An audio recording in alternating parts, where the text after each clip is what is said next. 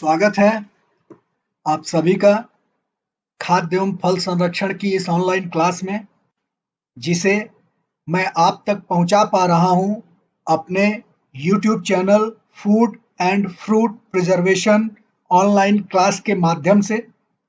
आप सबसे मेरा यह आग्रह है कि इस ऑनलाइन क्लास को आप चाहे जिस प्लेटफॉर्म पर एक्सेस कर रहे हों, कृपया मेरे YouTube चैनल के पेज पे जाएं और चैनल को सब्सक्राइब करें।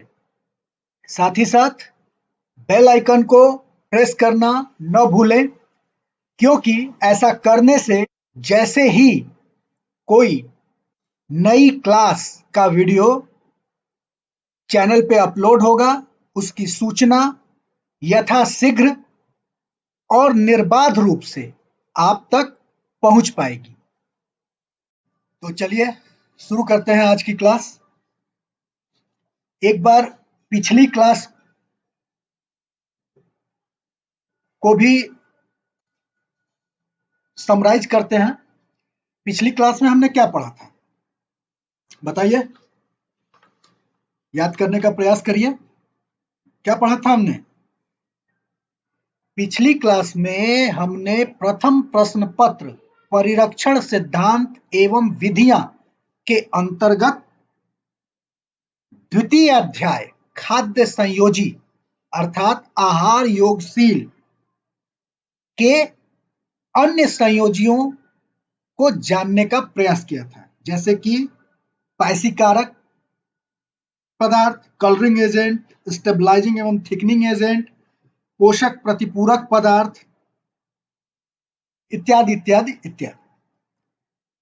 अब आज की क्लास में हम द्वितीय प्रश्न पत्र सूक्ष्म जीव विज्ञान के अंतर्गत प्रथम अध्याय खाद्य विषाक्तता के बारे में जानेंगे। इससे संबंधित डिटेल आपकी स्क्रीन पे आ चुकी है। खाद्य विषाक्तता, खाद्य विषाक्तता की अवधारणा तथा विषाक्तता के प्रकार। अब भाई, खाद्य विषाक्तता क्या होती है, बताइए।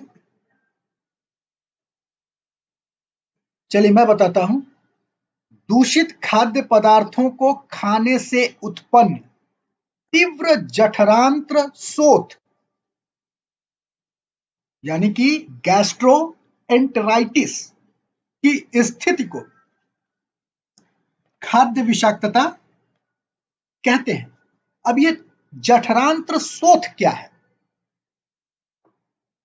यह एक ऐसी स्थिति है जिसमें कई सारे लक्षण, जैसे कि पेट में गैस का उत्पन्न होना,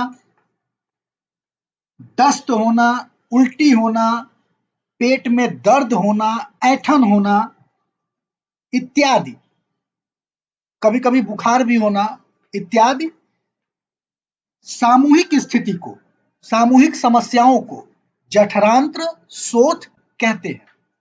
तो दूषित खाद्य पदार्थों को खाने से उत्पन्न तीव्र जठरांत्र शोथ की स्थिति को खाद्य विषाक्तता कहते हैं।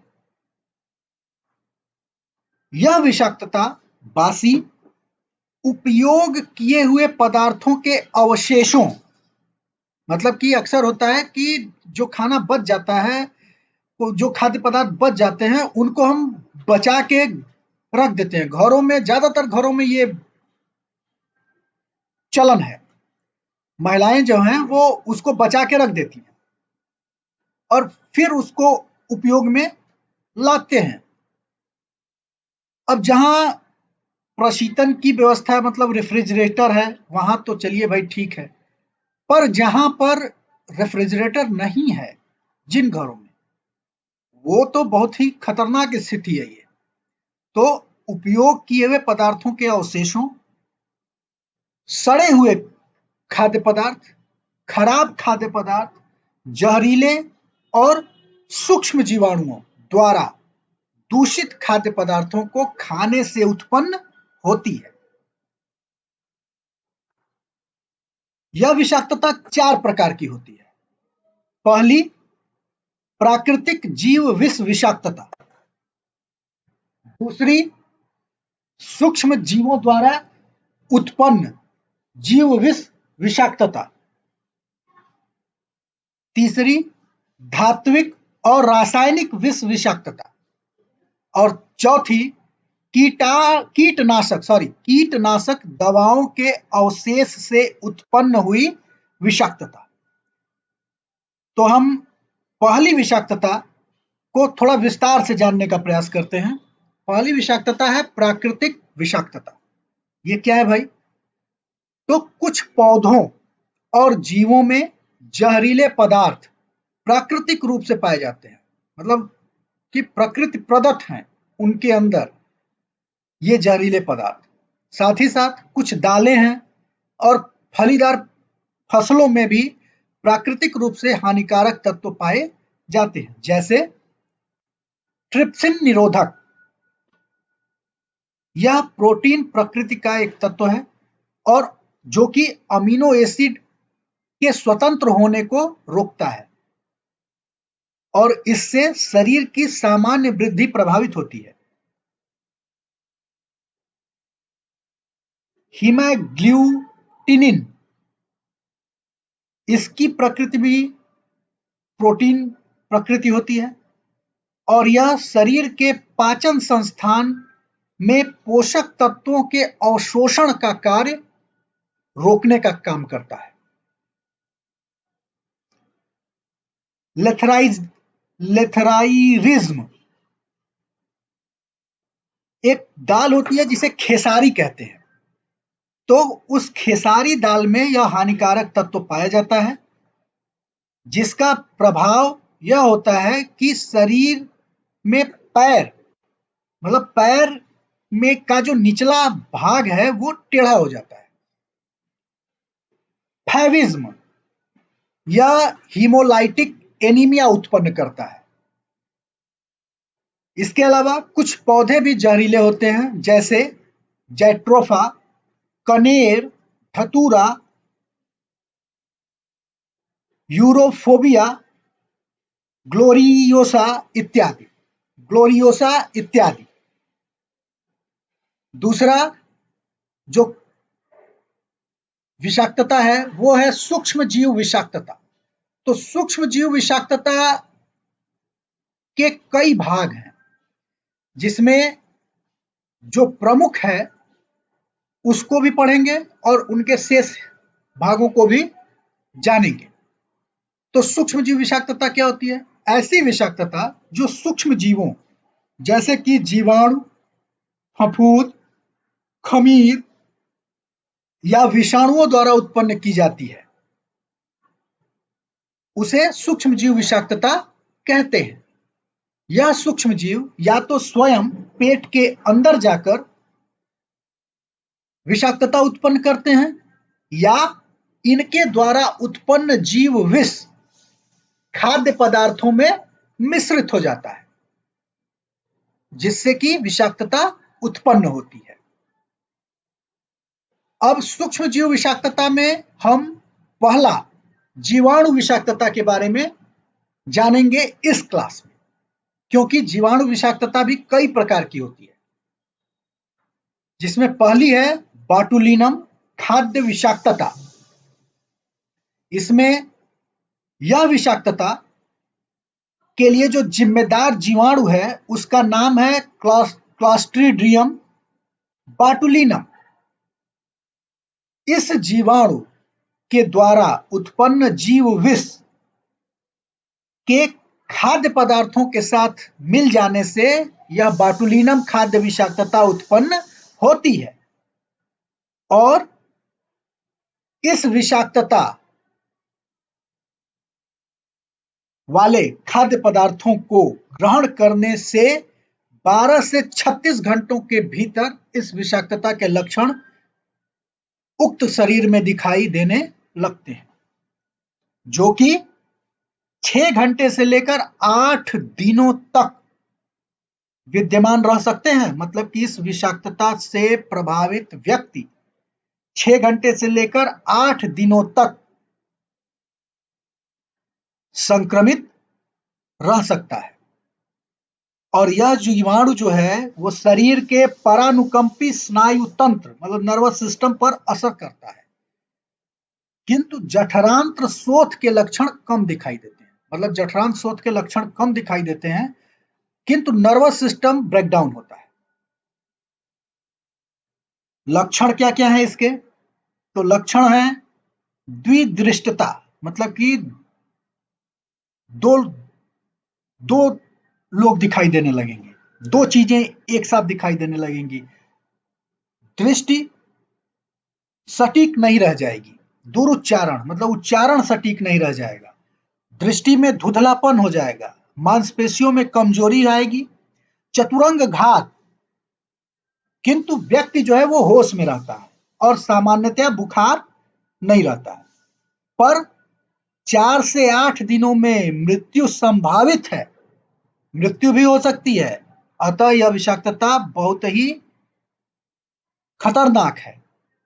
और मृत्यु कैसे होती है? तो मृत्यु हृदय गति के रुक जाने से होती है।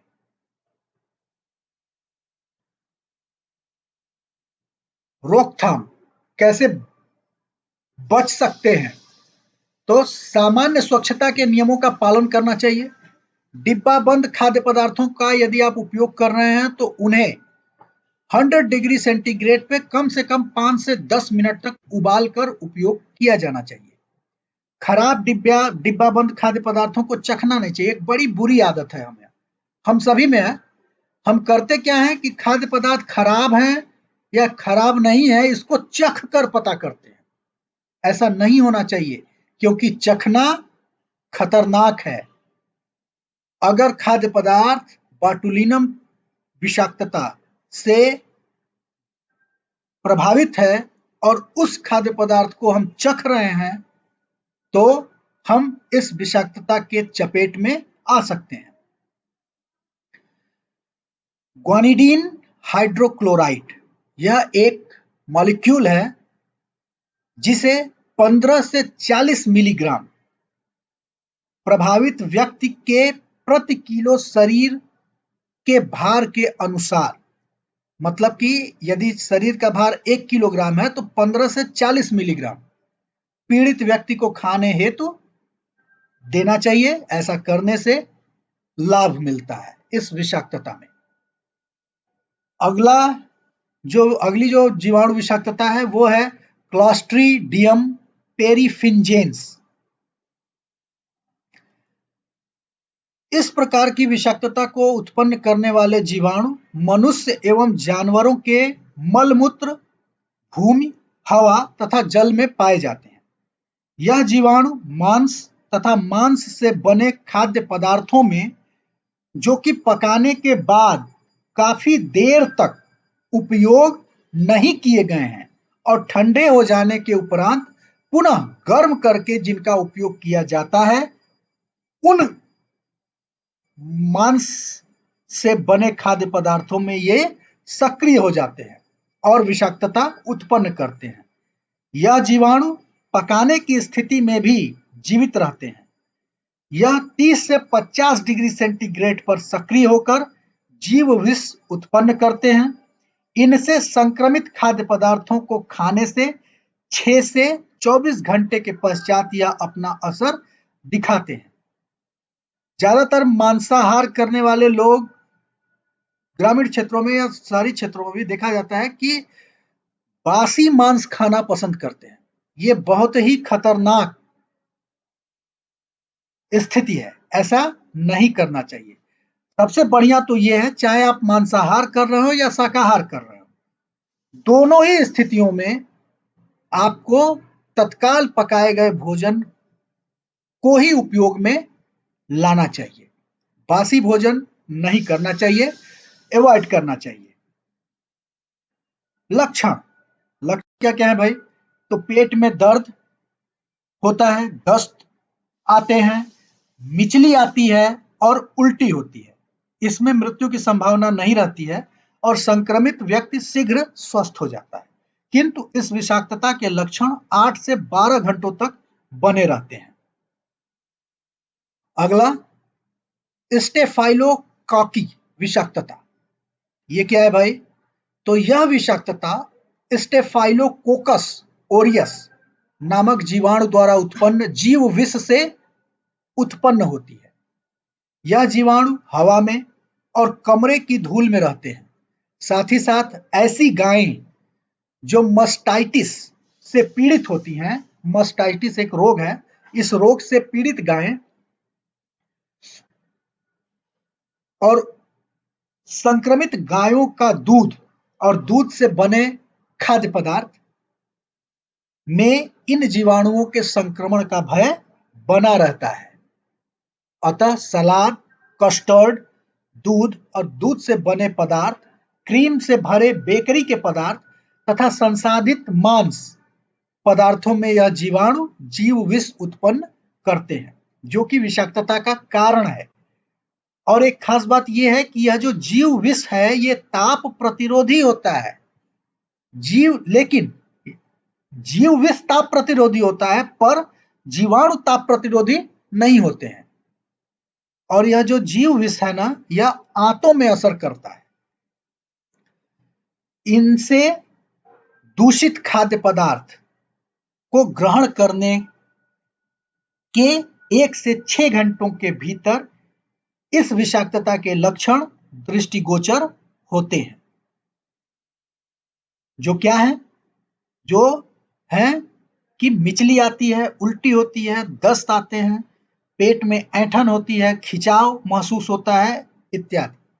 बुखार नहीं होता है और गंभीर स्थिति में खून या श्लेष्मा भी आता है। मृत्यु की संभावना नहीं रहती है।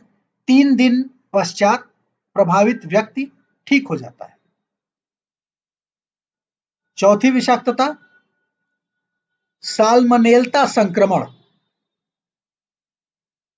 यह जो साल्मनेला संक्रमण है, यह सैल्मोनेला टाइफीम्यूरिकम जीवाणु द्वारा उत्पन्न जीव विष से होती है। यह दूषित मांस, चूहा तथा जानवरों के मलमूत्र में यह जीवाणु पाया जाता है।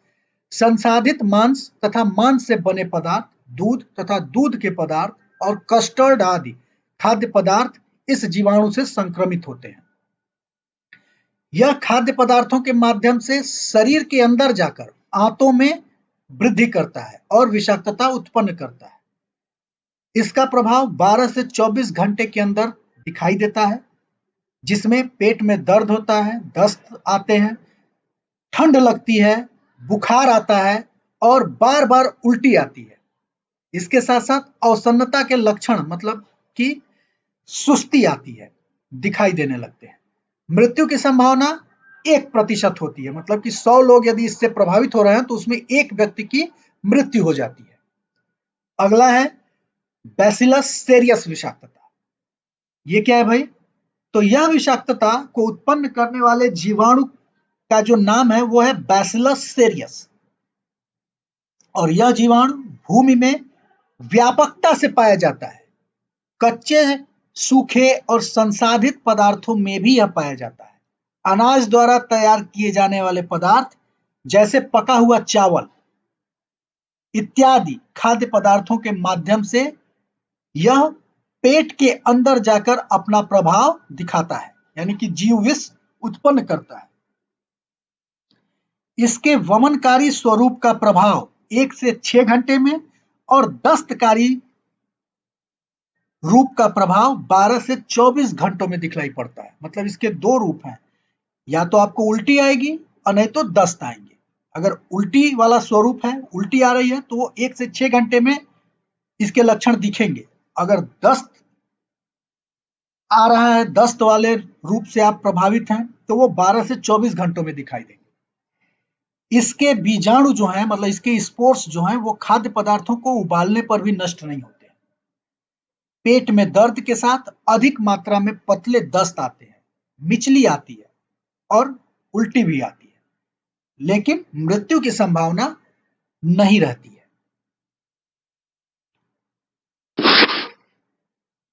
तो आज की क्लास में इतना ही। आशा करता हूं कि मेरे द्वारा दी गई जानकारियां आपने आत्मसात की होंगी। मैंने जो समझाने बताने का प्रयास किया है वो आपको भली भांति समझ में आया होगा। आप सभी जहां भी हैं वहां स्वस्थ रहें, प्रसन्न रहें, अपने आसपास साफ सफाई का विशेष ध्यान रखें और मेरे इस चैनल को सब्सक्राइब करें, लाइक करें, कमेंट करें, बेल आइकन को दबाना न भूलें। इन शैक्षणिक वीडियोस को बार बार देखें। वीडियोस को कंसिस्टेंसी बेसिस पे नहीं, पॉज करके देखें और नोट्स बनाएं। पॉज करके देखने से तात्पर्य नोट्स बनाने से है। नोट्स बनाएं। आप YouTube एप्लीकेशन में इस चैनल को सर्च करें। सर्च करके प्लेलिस्ट में जाएं, वीडियोस को डाउनलोड करें। वीडियोस को डाउनलोड करने का ऑप्शन आता है YouTube एप्लीकेशन में। यदि आप उसको डाउनलोड कर लेंगे तो बार बार आपको डाउनलोड नहीं करना पड़ेगा। बार बार आपको उसको देखने के लिए अपना डेटा खर्च नहीं करना पड़ेगा। आपका डेटा एक बार खर्च होगा और आप जितनी बार चाहेंगे उतनी बार इस वीडियोस को एक ही जगह पे देख पाएंगे आसानी से। तो इन्हीं शब्दों के साथ आप सभी को धन्यवाद हैं क्लास में।